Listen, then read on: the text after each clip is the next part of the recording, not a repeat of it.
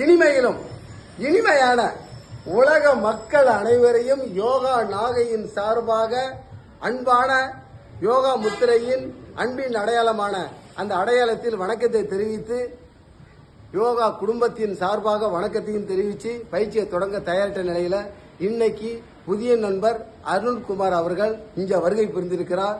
அவரை வேலை செய்யற இடத்தை இந்த இடத்துல விளம்பரப்படுத்த விரும்பவில்லை. தெரிந்தவர்கள் தெரிந்து கொள்ளட்டும். அவரை காட்டுப்பா நம்ம நண்பரை. சார், மக்களுக்கு வணக்கத்தை தெரிவிங்க. ஆமா, வணக்கத்தை தெரிவிச்சாரு. யோகாக்குள்ள வந்திருக்காரு.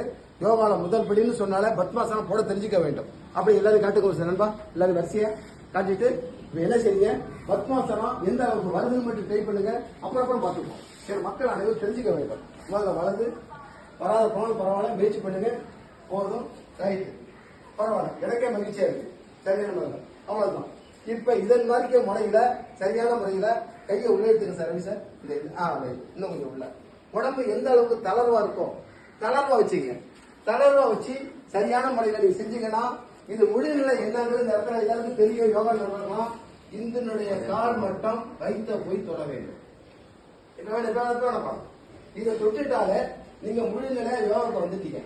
அதான் சொல்றாங்க, செல்லு வச்சு பேசுறோம், சிக்னல் கிடைக்காம எடுத்து என்ன செய்யும், சிக்னல் கிடைக்க வேண்டும். இது ஆரம்ப ஸ்டேஜ் 10 எண்ணிக்கை செஞ்சாலே போதும். 10 எண்ணிக்கை செய்ய செய்ய தானா வர வாய்ப்பு இருக்கு.